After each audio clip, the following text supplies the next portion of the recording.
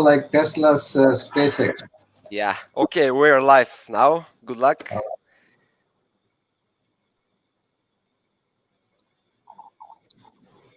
Good evening, everybody, and welcome to the Digital Excellence Pharma Academy.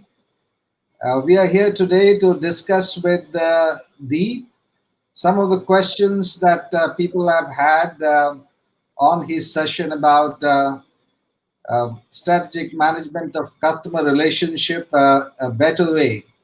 So this is Anup here in Bangalore, and we have Deep Bhandari in Bombay. Deep, how's everything going in Bombay?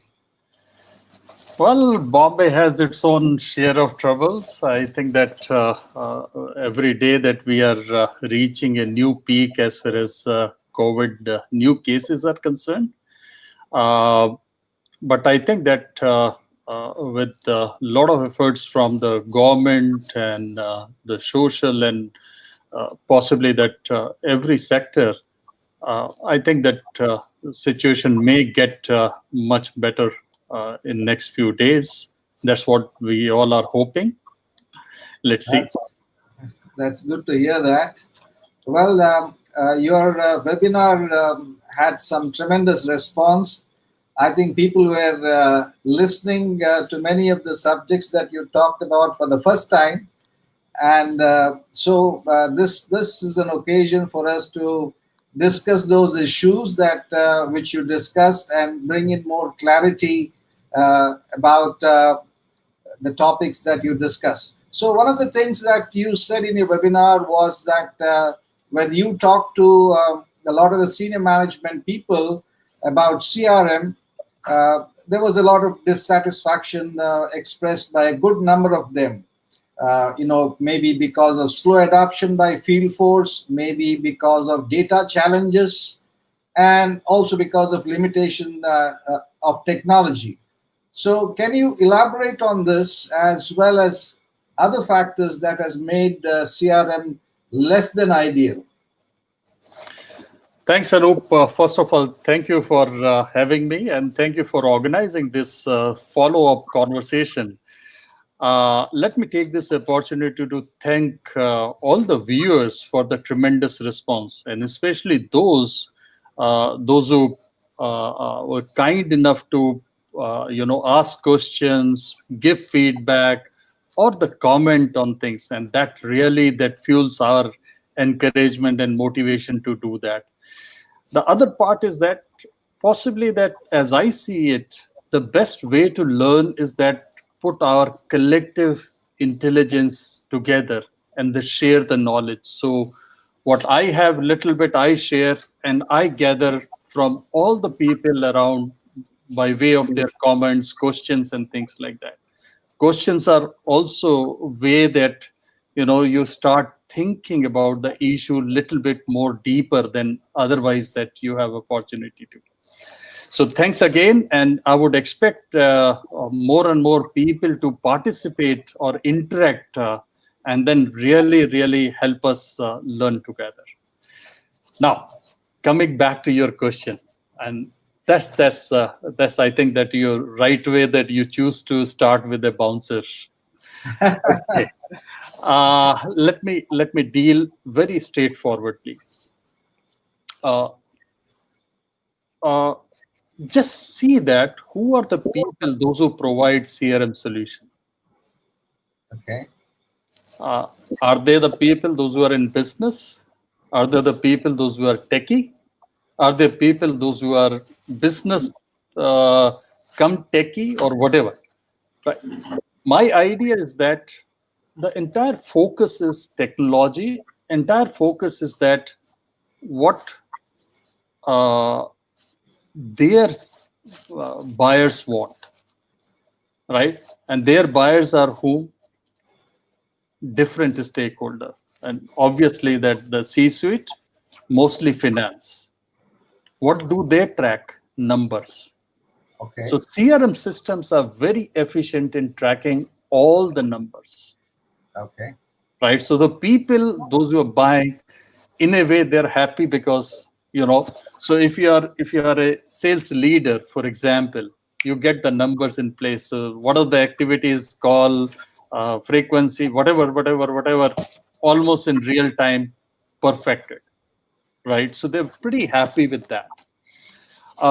Look at similarly the finance guys and all those things that very happy that. But the purpose of CRM is what?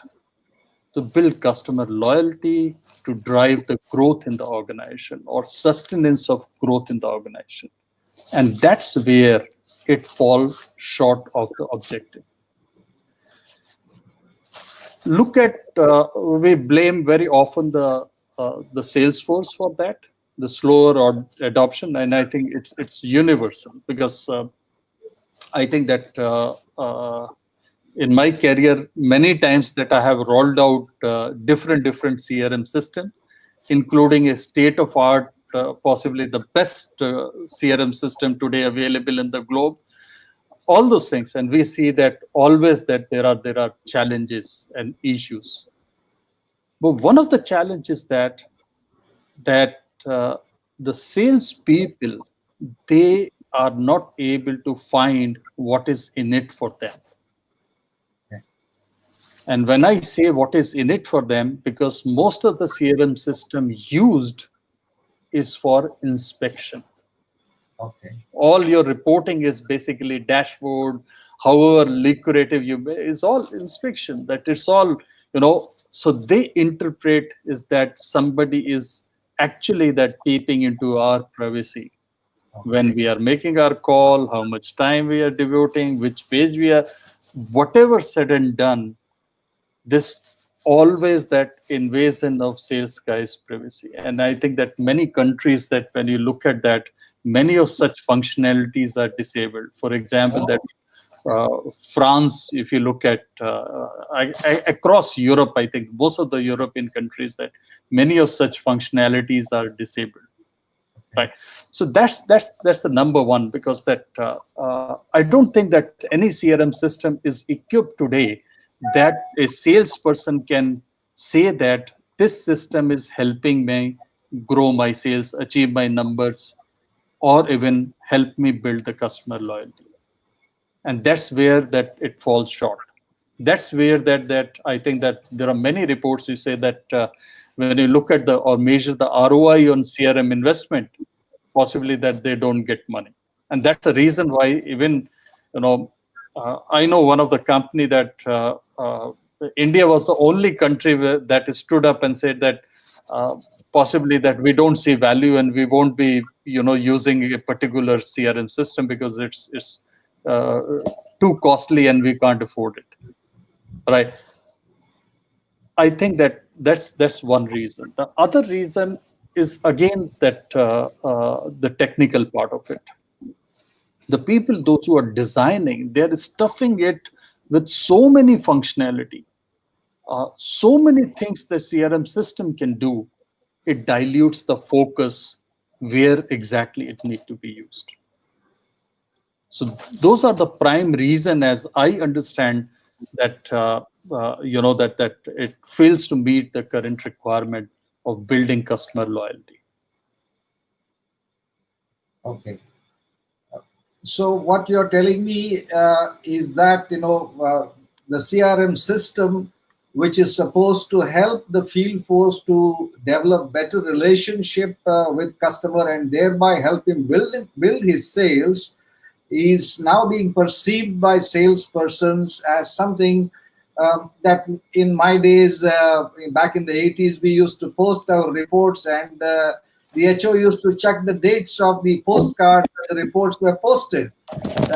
So, many times we used to write some comments on the reports for which we never got the answers. And it was essentially used as a tool by them to pass our expense statement. So things have not really changed because our mindset remains the same. So I think adopting the digital mindset is very important, so that you don't come with the same baggage of inspecting the rep's work, but rather using the CRM system to help the rep in real time to build better relationship, which in turn leads to business development on a sustainable basis. Am I right in? Have I got it right, Deep? Absolutely, absolutely. You said that, and I also, when you're saying that, I was going back to my days. You say arrival notice card. So when you reach upcountry market or your exit station, you need to post something, which the post guys stamp it, and then those are displayed in the board. So when your Yeah. expenses come, they say that whether you have visited those things or not. Now, I think that the rep exactly look at these things like that, because they are the people, those who need to fill in all the data and things like that. They don't get back anything valuable in return, except possibly that is I again that I can't be too harsh on that. They do get that lot of input in terms of scheduling, planning, possibly the integrating data, even in coaching. Hell, I'm not denying that. Those are pretty good features and function. But then when it comes to growing business, possibly that's where, or growing customer relationship or loyalty, I think that's where that the challenge comes. Now, uh, if you look at that, we live in a fairly digitalized world where that we say the data is new currency. Yes, right. Okay. And CRM system, and today with all the artificial intelligence and machine learning, CRM system, an ideal CRM system should able to feed back into the rep Yeah. that what is the actionable insights. So there are two or three very important point which a good CRM system can deliver. Issue is that usually the top management has a very narrow focus to CRM system. So most of the time they are missing out that what possibly a good CRM system can really deliver. So number one issue is that if you are let us say, a mid-size or a big pharma company anywhere in the world, you have your multiple teams meeting same customer. I'm saying the multiple businesses. So Yes. there are different lines, but then some customers are common. So from the company end, there are lot of touch point to the customers, and messages are going to the customer. Number one. Number two, within a business line, there are multiple people are having a touch point with the customer. Right. For example, suppose your one line is CNS, right, and you have a target customer as a neurophysician. So you have a customer-facing associate or rep is meeting neurophysician. You might have a MSL if you are a little specialized That's company. right. Yeah. Yeah. You might have a medical affair.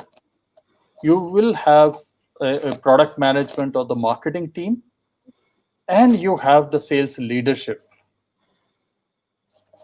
Uh, I'm saying that if this customer possibly that having in a hospital setting, you might have a CAM, or you if you're in governmental business and things like that, so you might have a market access guy. So you keep on increasing the complexity, that you will find that there are various touch points and things like that. Each person, or if this person is a clinical researcher, then you have a clinical research associate or CRO separately meeting that, right? So look at two things: multiple lines, and within the line, that how many touch points are there, right? Are these information vital? What is transacting between a customer and a company, right? Is the rep is the only source? Not really.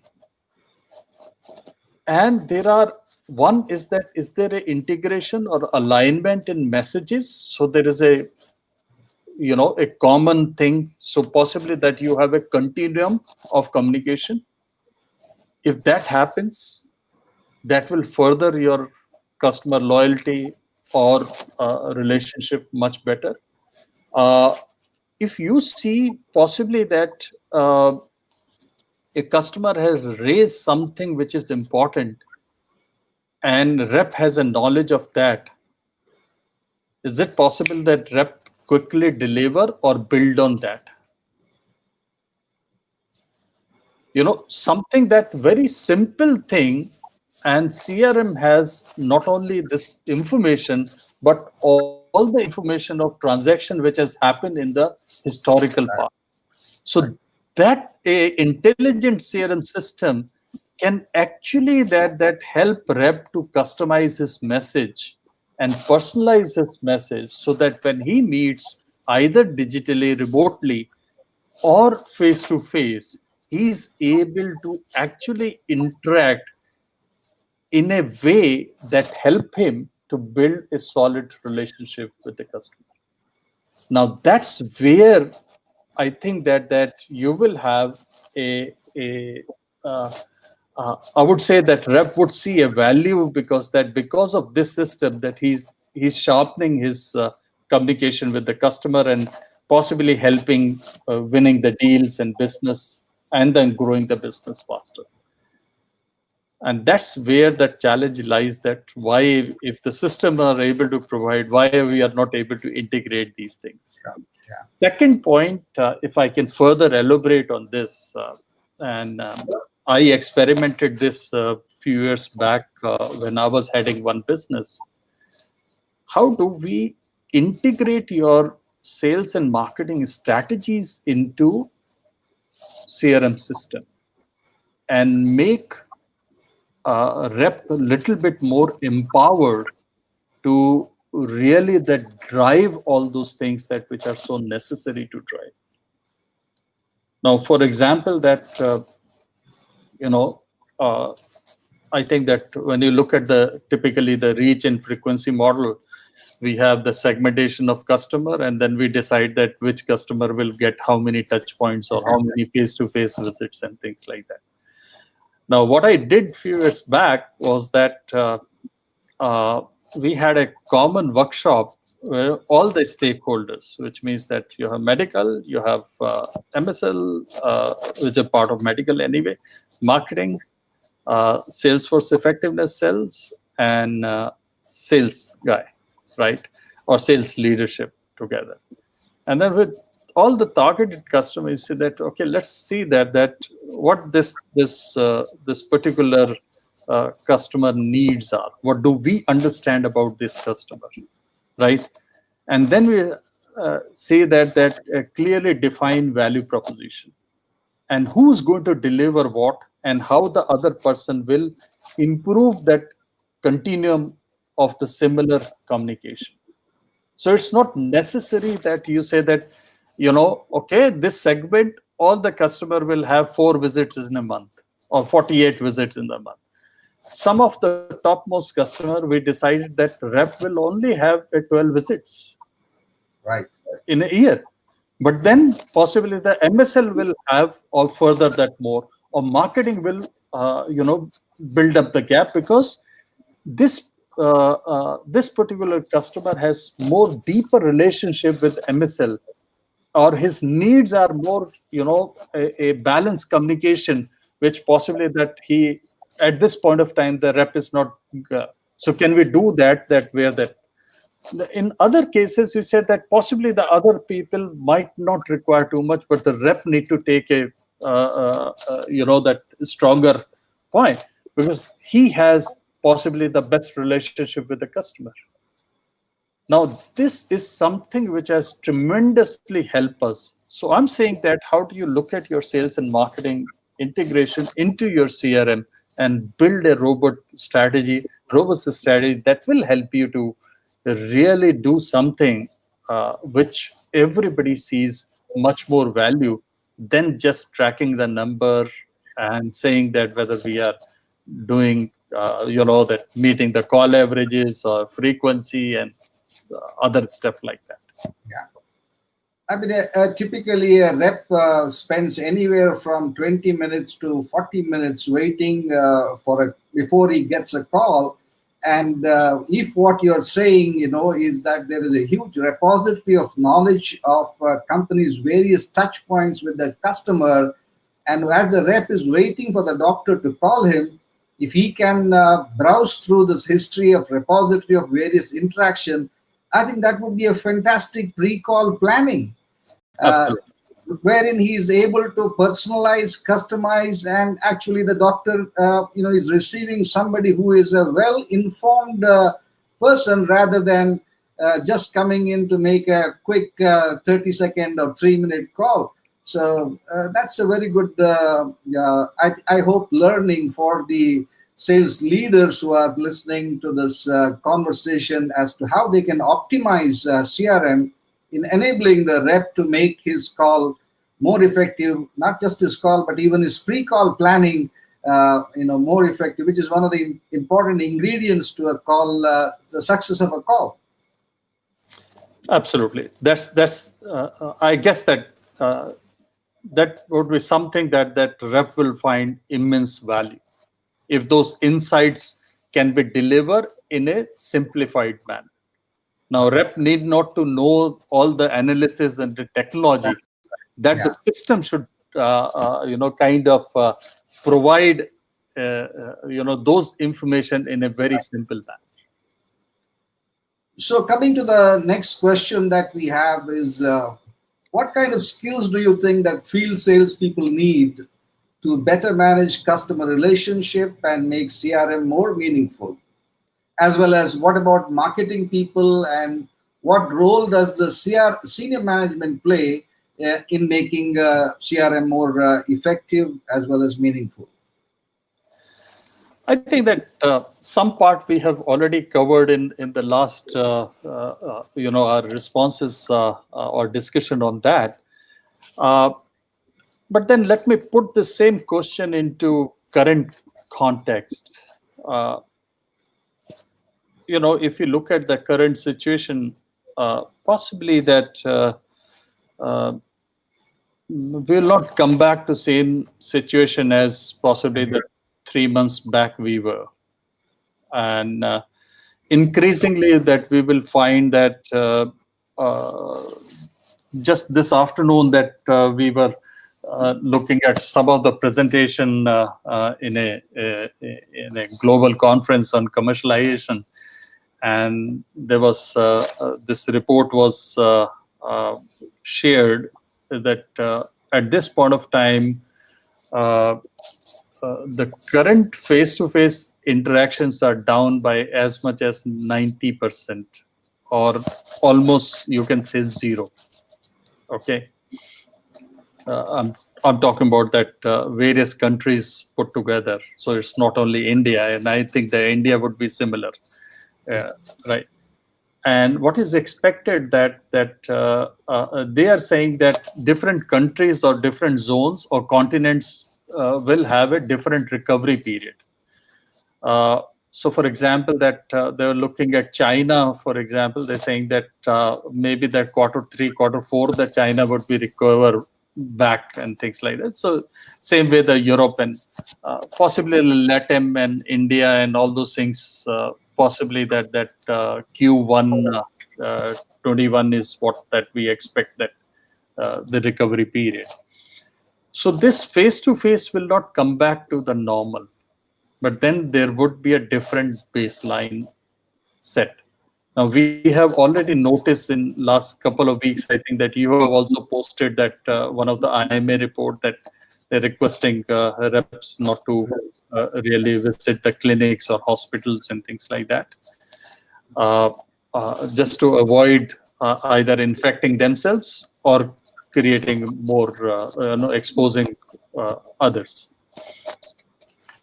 So certainly that when you look at today, the there would be even that much more bigger role for systems to play, and especially the CRM system to play. So also the marketing plans or marketing initiatives, many of the marketing initiative will not be workable. Now, for example, that in diabetes, you do a diabetes detection camps, right? Or Right. epilepsy detection camps, or Now, I don't think that those things are possible. Uh, at least that forcible feature, I don't see those. And if you continue to, that using the same marketing tools or tactics, which possibly that has given you some growth in the future, it's not going to work. So first, that we need to learn that how the environment has changed. Uh, so again, that I'll pick up that some that from the global conference is that you need to read the environment and make some sense. And my friend there, Andy Wilkins, used a word called sense making. So you need to make sense out of that what is happening, that what will make sense to me, right? And then try and see that what kind of role now marketing should take in order to build those things which the customers will value.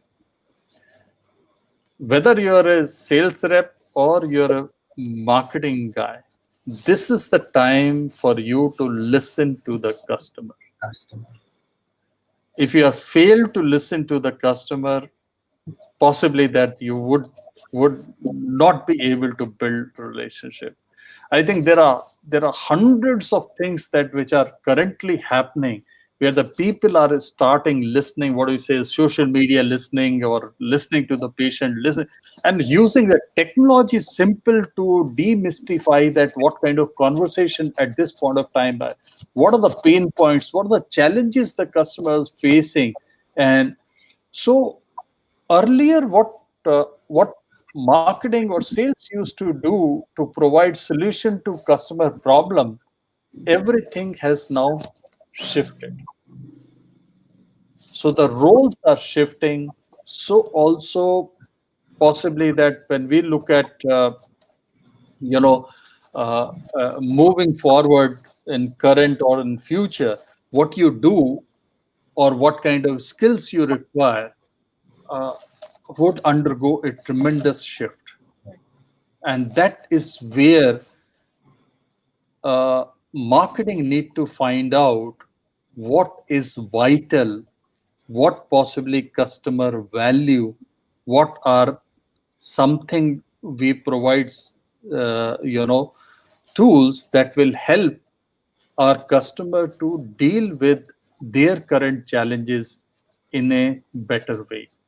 And if they are putting their energies into that and making it relevant for a particular customer, and rep is able to understand this, because they should not continue to do what they were doing earlier, and pick up this, understand that what is vital to create an impact. More importantly, how to do it. What is the new behaviors required to deliver that? And possibly that don't get overwhelmed by what is happening around, and then you're itself that fearful and not really that doing that. I guess that our discussion some time back is some guys are much more overwhelmed by the situation and they are immobilized and things, while others are deal. So all those mixture of those things that possibly that we need to equip the sales force to do that, so also the marketing to do that in him. So this role will undergo a tremendous change, whether you are in a customer facing situation or you are in marketing. Because if you're doing earlier what you're doing, it's not going to work. It's going to be absolutely different. So I think one of the challenges that all the pharma leaders at various levels are having at this point of time is that how do we keep our field force motivated? how do we keep them engaged? I hear of a lot of initiatives. There's a lot of product training that's happening. Yeah, and there's a lot of courses that are being offered. Uh, but I think a rep, a salesperson is all about customers. He's somebody who is fascinated by being there on the field, interacting with customers. So I think the perspectives that you have brought about of this repository of information existing because of the various touch points that the company already has with the customers, it's a good time for every rep to sit down, pull down his list of customers, and really look at and say, how well do I know this customer? Because Salil talked about in his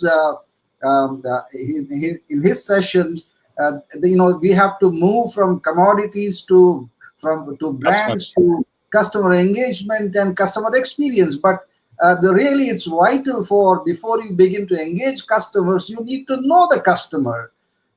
Before you create experience for him, you need to know what really interests him. And I think this is a good time for the sales and marketing team to sit together and say, how well do we really know our customers and what information exists in our CRM systems, so that going forward, they can really live up to your theme, which said that, strategic management of customer relationship a better way. So I think this discussion should help a lot of people in framing that, so that they're not just doing the regular activities during this lockdown period, but actually preparing their field force, so that they will be raring to go back and meet that customer whom they thought they knew, but now they really have a completely new view about the customer, his interest, his personality, and his propensity, so that it leads to better customer relationship and loyalty. Sure. Should I be right? Yeah. So, Deep, you raised a very thoughtful question in your webinar, and a lot of people must have been taken aback by that, because you asked, are we really in the business of prescription generation? Because this is the general perception in Indian pharma. Pharma leaders talk about it on social media, talk about, everybody says that prescription generation is the most important part. But I think there's a lot of nuance to this prescription generation. So what changes are needed, Deep, in your opinion, to improve the relationship with customers? And more importantly, as you said, pointed out, that we need to have loyal customers in order to have a sustainable business, because prescription generation through a transactional mode can happen today, and when the transaction loses its value, you're on to another transactional effort. What are the changes that we can do during this lockdown period, that going forward we go with a better understanding of managing customer relations? Well, that's little controversial, and because many of the profound thinker used to use this expression that we are in business of prescription generation. Yeah. Now, at some point of time, it does make sense. As over a period of time, there is a history to it. I would say that there's over 100 years of history when you look at that, and that starts that if I start talking about that the purpose of business, and purpose of business is defined, profit making, because that's a sustainable business and thing. So there's a history to it, or over 100 years of history, that when you look at that. But over a period of time, that possibly that, as Peter Drucker says, that the only purpose is that to acquire and retain customer, and that's possibly that. And that's where that my thought come is that the prescription is a consequence of something, right? And that is a satisfied or a loyal customer. If you have, possibly that you will have a generation of prescription. Means it's very simple, that and not really too complicated, that if you are happy or delighted or you have a fantastic customer experience, usually that you tell others about it, and without even provoking. So you have suppose you go to a restaurant, and you often go, uh, and uh, and a guy that brings a dessert, and you say that I didn't ask or I didn't order a dessert. He said that no, sir, this is on the house. We would like, and this is that our chef has especially prepared, and we would like you to taste it and then give us a feedback. Now you're not expecting this, right? Right. You're not even paying for that, Yeah. right? But you're delighted by that the good gesture. That's right. And why? Because you have a experience which you were not expecting, That's right. and you're not paying. So obviously, you'll go back to the restaurant, or even tell people. And in age of social media, what you do is that click a Right. photograph and maybe with the chef, Yeah. and then put your something. Yeah. Now that's what that we are talking about, right? Now, if that happens, possibly you over a period of time, that these sort of experiences, if these experiences are consistent, you become a loyal customer, which means that you will choose this restaurant over others. And that's the simple growth, simple analogy that you take. So whether you are in pharma business, or you are in a restaurant, or a hotel industry, or hospitality, the principles remain same. And that's what. But then how do you, as a pharma company, how do you give a better customer experience, right? And one of the things in digital age is possibly that if you exactly know that what this person is like, right? Sure. And instead of using the same message like you use to all your customers, if you are able to customize your message to fit into this particular customer's need, I think that that's the first step. And it's not too difficult in possibly with today's technology or digitalization. What we say, that hyper segmentation. So you don't know the group of people, those who are similar in terms of need, but you know exactly that if I'm dealing with this particular, if I'm in neuro physician, if I know Dr. Singhal, he is like this, one, two, three things. This is what that we need, and entire thing. And I think that there are is much more possible today. Uh, why? Because you can look at that, not only your own inventory, but you can look at that inventory around that, what is happening in the doctor's life. Well, today that we know that Google and all those things. So 15 minutes back, if you have searched for something, and you get a very targeted message that helping you out, okay, these are the things that which are available. So I'm saying that everything today is possible. So how do you use those technology to really further that? So coming back to your question,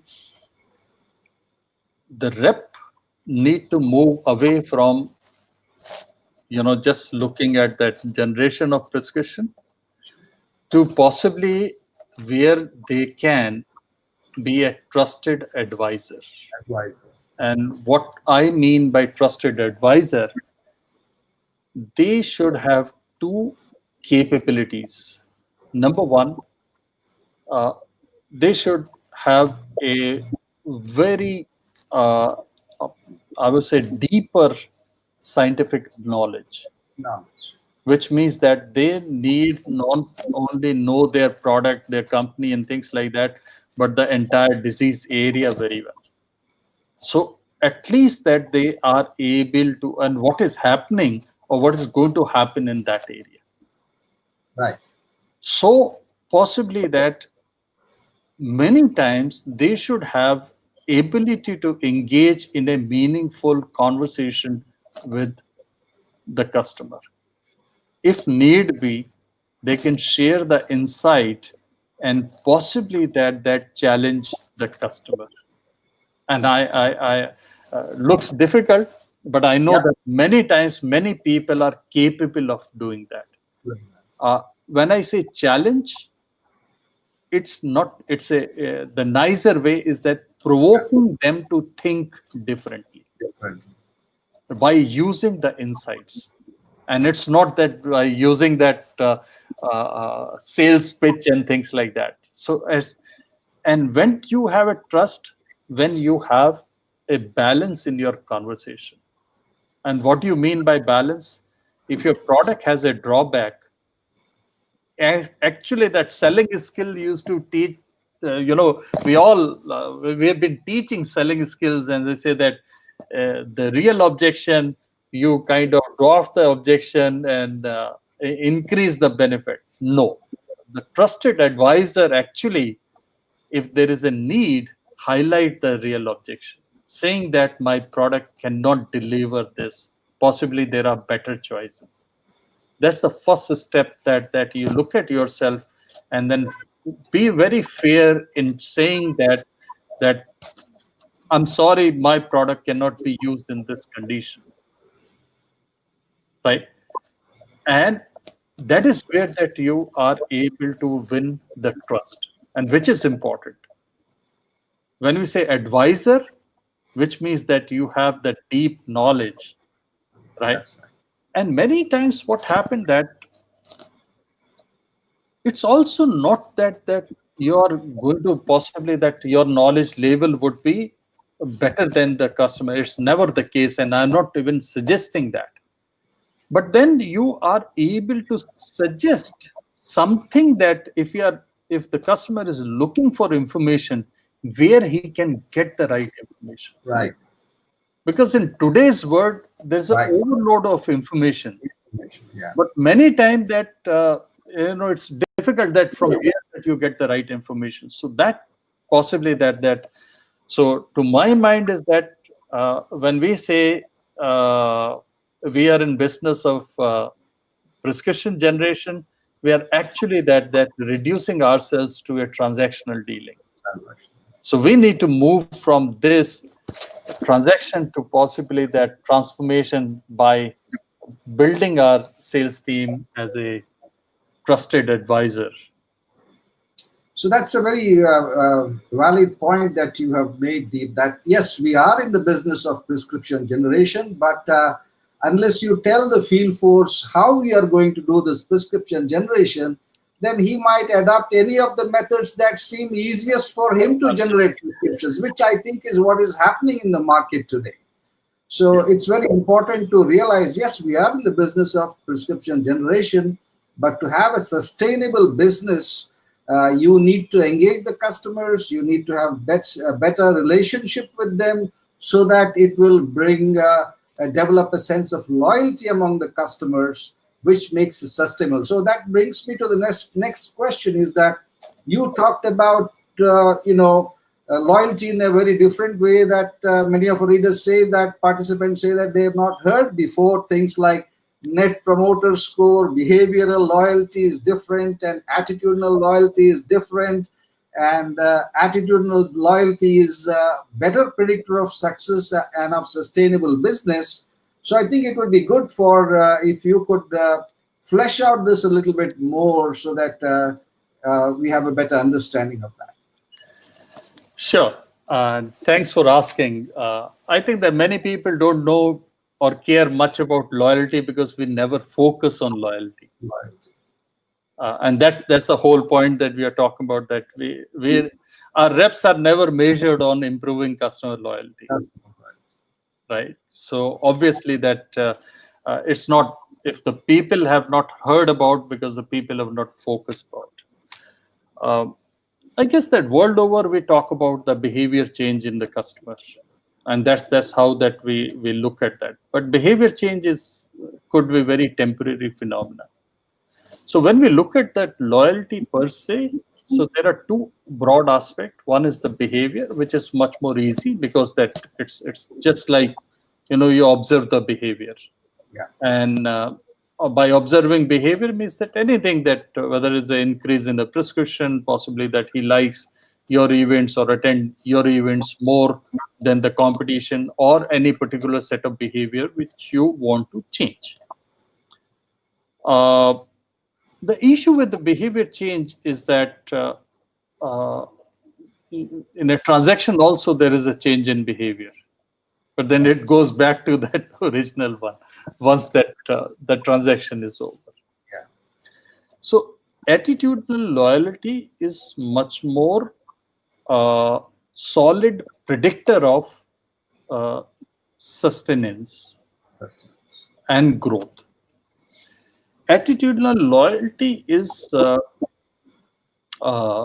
measured by often by surveys or research work and things like that. And NPS is one way of doing. There are plenty of that. Means that for a number of years that we've been using something called TNS score, which is so in NPS you have the two or three category. In TNS score that you have 4 categories and things like that. So there are many instruments. So NPS may not be the only one, but NPS is the simplest one, and NPS is possibly that most profound. And I tell you that why. Since you asked, let me dig little deeper into this. So in a simple explanation, NPS is what I think the most of us experience when you check out from the hotel, or in a restaurant when you're dining and they give you feedback. And the feedback is simple, is that on a scale of 1 to 10, how do you rate your today's experience? If you're rating 9 and 10, you are advocate. If you're rating anything between 0 and 6, you are a detractor. Or anything in between, you're not decided. You're neither here nor there. Right? Very simple. You will rate, the philosophy is that you will rate 9 and 10 only when you have an exceptional experience. Right. Absolutely. You will otherwise that you are always in the middle. That's a central tendency. We know that in research that most of people, to drive an exceptional experience, you need to do something which you are not as a customer expecting to do that. That's the differentiator. So what do you do with this score? So is this score like CRM matrix and all those things you can use very narrowly? But this score meaning is that your advocate minus your detractor is your net promoter score. Very simple, right? So the one way of looking at is that, are you growing your net promoter score or are you reducing that? Number one. But that's not the purpose of NPS, because it's not about the scoring. It's about that how do you improve your customer experience. So usually there are two ways of looking at it. One way is a solid way called top-down approach. In top-down approach, you can do it for as a company, your company, and you can do it for a brand, or you can do it for both, right? The top-down is a high-level score, and it is a double-blind study, which means that you do not know which customer has given you this feedback. Customer doesn't know that which company is asking this. So you have, 3 companies. One is you, another is your 2 nearest competitor. Okay. Right. Similarly, brand. So your brand and 2 nearest brand. Now, what is important is that that choose very carefully that your competitor. So if you have a 5% market share and you're choosing your nearest competitor has 50% market share, it's not going to work. So that should be that what you really believe that these are our relevant competition, that's what that you need to choose.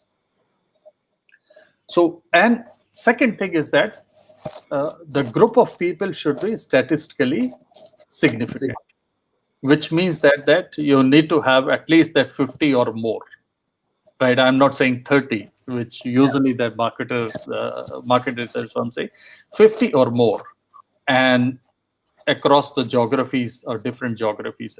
So do it two level. One, that a research firm goes and then talk about these things. So they ask 5 questions. One is that would you advocate, right? Very simple. Second is that what are your reason for saying what you're saying? What are your second reason for saying what you're saying? What is your third reason for saying what you're saying? Right? So you are actually digging deeper, and you're getting those inventory. Once you got the inventory, you need to cluster it that what they are saying. So a customer saying is that yes, I will advocate and I'll score you as 9 or 10. Okay, and you are asking why your score the way that you score. You say that your sales guy is exceptional, right? And usually, we encourage him to write a example, right? So most of people don't write, but then that's good enough. Or you say that your marketing is this, or your product is familiar or very good brand, and so you get a cluster of responses. So 50 guys you have spoken, you have 150 responses about that. 3 each, Right. and you are clustering it. Similarly, you got for your competition. So when you analyze that, you get a net promoter score for your company, for your brand, and for your competition. Now, when you look at your net promoter score and your competition net promoter score, and then when you subtract that, what you get is a relative net promoter score, or RNPS. This is not many people do, but that's where that real differentiation comes. Now you know that how ahead you are of your competition or how behind you are with your competition, and more importantly, you exactly know why this is happening, because you got a solid inventory of these. This is number one. This is all quantitative. Then among these people, then you choose a select number of your customer and you go to the customer with this inventory and dig deeper. Have 45 minutes interview with them. So you understand the insights, the depth that now is saying your sales force is good. What does this mean? So you ask question and discussion, then he reveal his experiences and things like that. So you understand that what you are doing right and what you might not be doing right. Now with this, all this plethora of information, what you do, you gather all the relevant stakeholder in the room. And this is what we call, whatever customer forum, customer table, or whatever that you want to name it. But this is where that you kind of take this inventory and then choose that what you're going to correct now. So if you're doing something good, how you further strengthen it, and that's a solid value proposition that you're bringing in. If something that is possibly is disliked or hated by the customer, is there a way to correct those situations? Now, when you periodically do this, let us say a 6 months interval or a year interval or 2 years interval, you have a very clear, one is that very clear focus that what you're going to do and how you're going to implement that, and second is that what is the kind of improvement you have made over a period of time. So this is number one, top down. There's a bottom up net promoter score, and bottom up is that again similar way that you go to a targeted physician and then ask same questions to them. Once you ask, and then your leadership team goes and visit these guys and change their attitude. Oh, So if you are unhappy with my services as a rep, now my top boss goes and visit you and say that thank you very much for providing this wonderful insight and things like that, and I'm here to possibly understand and see that your idea that how do we correct that. Now, by making that statement, half of your grievances are over because right. somebody has taken pain to listen to you and responding to it. Second is that with all sincerity, whatever you are discussing, I have power now because I'm at the leadership level to implement and correct those things. Right. So this is that customer loyalty, what you're going to do with the attitudinal loyalty. Now this is all the examples of changing the attitudinal loyalty. Sure. I mean, that's a wonderful insight. I suppose that we do this, most often what happens in pharma is that we wait till there is a attrition by the customer. The intervention is done only after he stops prescribing, that the next level and the senior management, depending on how important or how voluminous was the prescription from that doctor, to take remedial steps. What you are saying is that by doing this attitudinal surveys, we can not only know where customers are, but probably preempt them by taking them to the next level of loyalty, which then becomes sustainable. So that brings me to the next question, where you talk about. Yes, I would like to add something before we lose that. I think that one of your talk, you spoke about the lifetime value of a customer. I think the first webinar that you spoke about the lifetime. Now, when we talk about the lifetime, this is where that you're building or rebuilding the lifetime value of the customer, because usually that by third year, most of the organization lose their 50% of the customers because you take the loyalty for granted. So this is where that why we say NPS or customer loyalty is more sustainable growth, because you are doing something to retain those loyal customer base.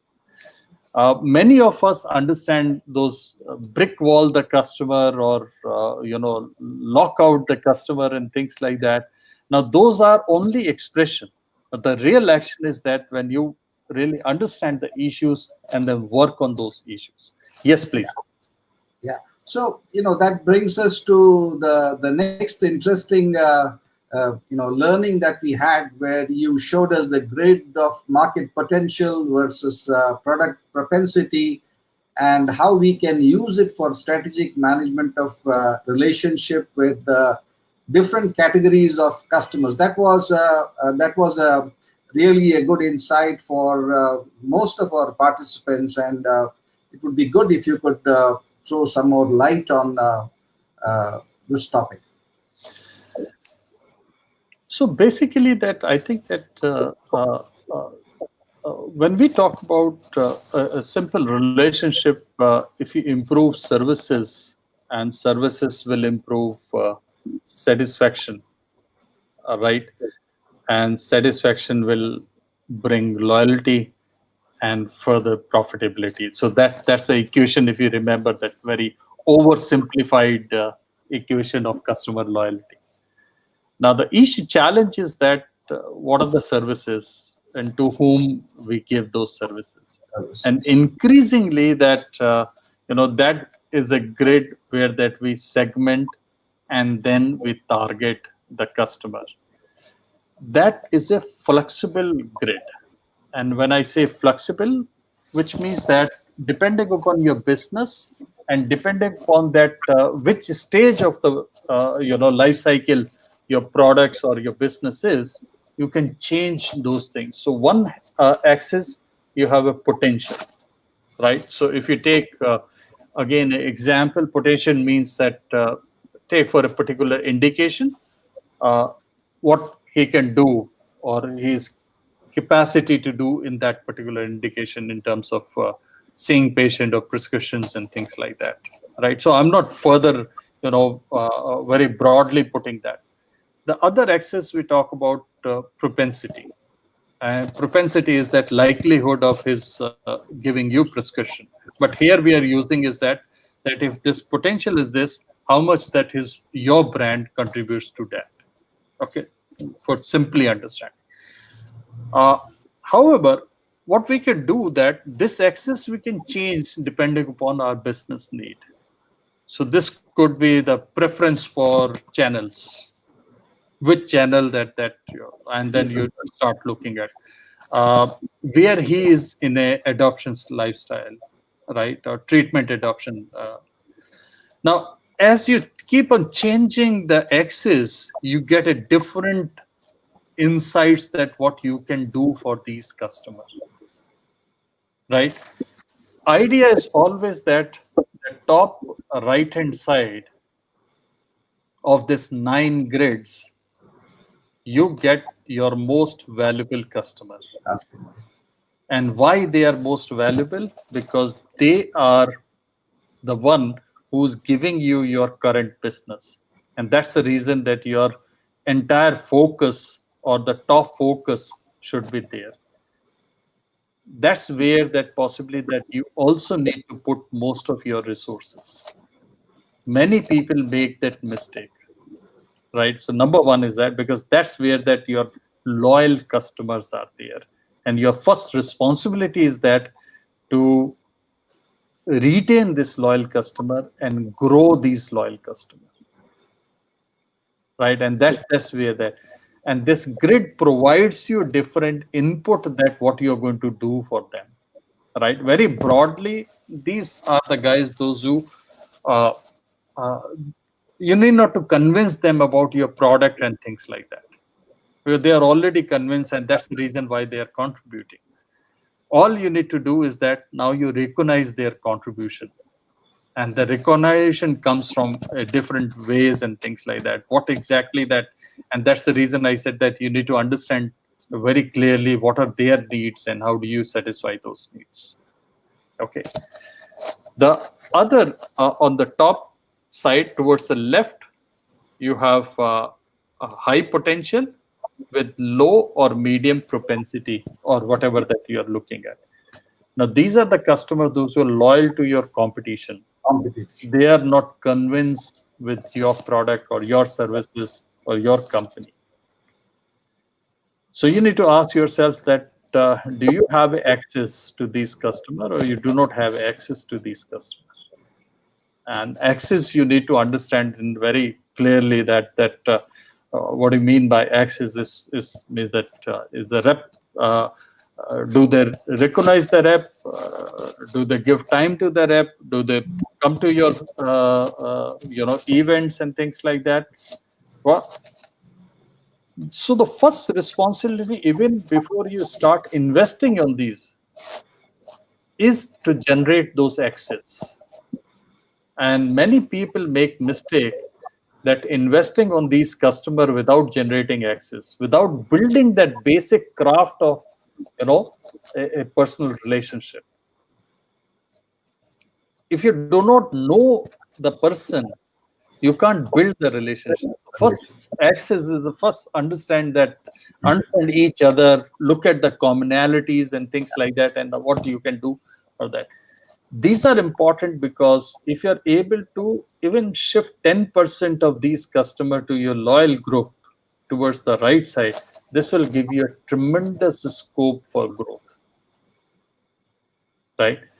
But not is that it's not important to invest money is more important to bring them in and then convince them. And that's where that you require a very different strategies than what you do with your loyal customer. The third is where you have a high propensity and medium to low potential. Now, these are typically those doctors, those who do not have a good number of patients or ability or capacity to prescribe, but they treat reps like friend and very good and things like that. And rep also that if the manager come, these are the doctors that you will take because that they will give a wonderful reception. And unfortunately, that most of the reps they do is that they invest that heavy resources because they are all friendly faces, easy to meet, easy to access, very good reception, friends. So these are the people who eat up your lot of resources, but then unfortunately, they have a limited in terms of potential. So that's where that you need to bring efficiency and see that what you can do. The other group where your potential and propensity are both low to medium, I think that that's another area which eats up a lot of your resources. The companies, they don't realize that. So let us look at across all companies.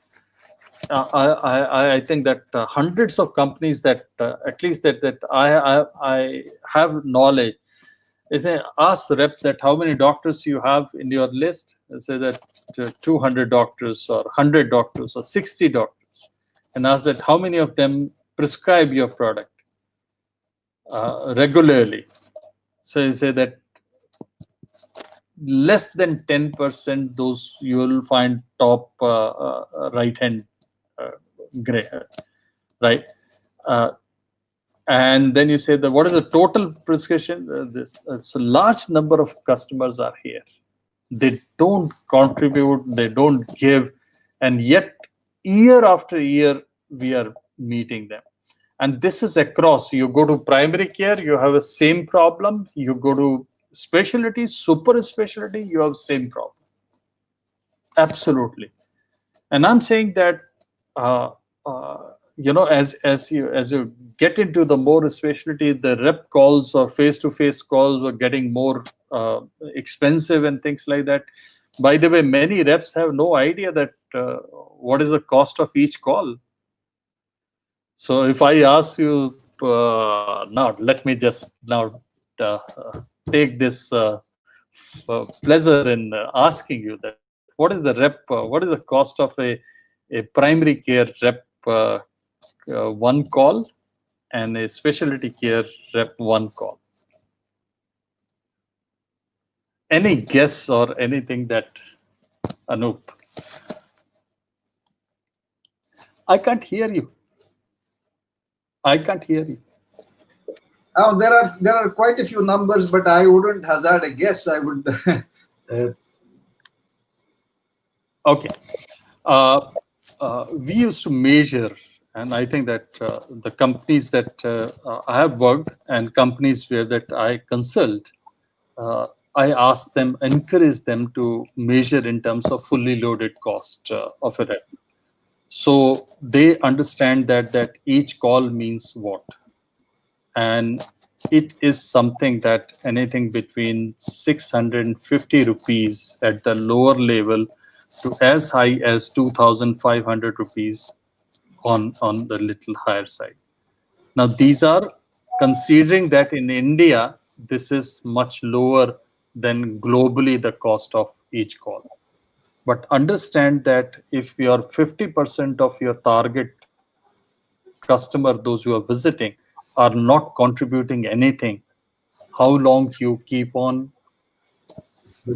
investing these resources? Not many people consider that, but that's important. So that's the strategic, when you look at that customer relationship, how important it is, because it gives you tremendous insight what you're going to do. And I think that sales guys, they love it if they are able to understand that. And I think that there's a big disconnect and things like that when you look at across the sales and marketing as far as this is concerned. I think you have given a completely new paradigm to our understanding of management of customer relationship, loyalty, because what you have shared about the market potential and the product propensity grid and how to manage different segments. Most of the pharma, people don't go beyond talking about the 80-20 principle, and they're very happy to say that 80% of my prescription come from 20% of my doctors. But really, if you go granular and look at it, who are those 20% who are really? It's all probably a product of chance and not a careful nurturing of customer relationship, as you have said, through observational studies of behavioral loyalty and surveys to know their attitudinal, so that you know who is loyal to your company and therefore how much you should invest where, and the doctors who are loyal to your competitors, and what is the way in which you can approach them. So even if you are able to shift 10% of their those customers, you have a huge win for your company. So I think it's a huge learning, Deep. It's been an hour and we've been conversing about it. And any final thoughts as we end this session? Uh, I've been interacting with many people during this lockdown phase, and uh, it's rather surprising because everyone is trying to find out what others are doing. And I think this is the time that the leaders need to step up and take a responsibility of action, knowing exactly that what we need to do, how we equip ourselves, what is good for our business, and how do we steer our business into, because this crisis can be a huge opportunity for many companies doing or correcting things, adopting possibly the digitalization, adopting possibly that the new role, looking at your structures and things like that. There are many things that comes to my mind, means that if you just to leave you with another thought, uh, this COVID-19 crisis will change India's demographic profile. For example, migration of people and telemedicine. If you combine these two factors together, there would be, there is expectation is that far too less number of people would be moving to metro cities in at least that a foreseeable future, and with telemedicine available except for the emergency care. So where your potential is shifting, is the Right. time to rethink about that. How do I now repurpose my sales force, redeploy them, and make them more effective? So there are many things that comes to my mind as keep on reading or thinking or interacting with people to do.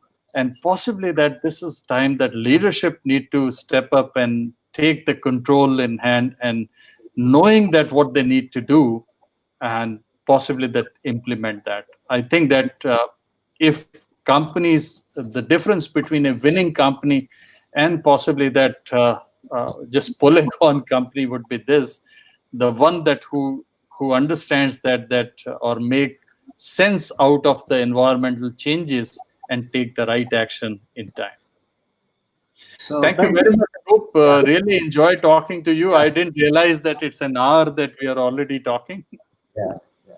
So thank you very much, Deep. It was wonderful to get your insights, and you have closed on the light note that it's time for leaders or the leadership in Indian pharma to take cognizance of the new normal that we are in and how to chart the path ahead. And that is exactly what Mr. Hariram Krishnan, the former managing director of Galderma India for 12 years, he will be discussing in the webinar on the coming 29th of May, the Friday at 5 p.m. He will be talking on exactly what do leaders need to do to make sure that they see the opportunity in the crisis and they are able to navigate through this crisis their organizations successfully. So to all our participants, thank you very much for being patient listeners. I hope it has been a great learning for you. You will get to hear Deep again in June, and all of our faculty members, Salil Kalyanpur, Hariram Krishnan, and many more to follow. Every Friday at 5 p.m., we will be there with you. So tune in this Friday on the 29th to listen in to Mr. Hariram Krishnan talk about the leadership challenge in the COVID-19 crisis. So good evening to all of you, and thank you very much. Thank you Goodbye. very much. Thank you very much, everybody. Bye. Bye.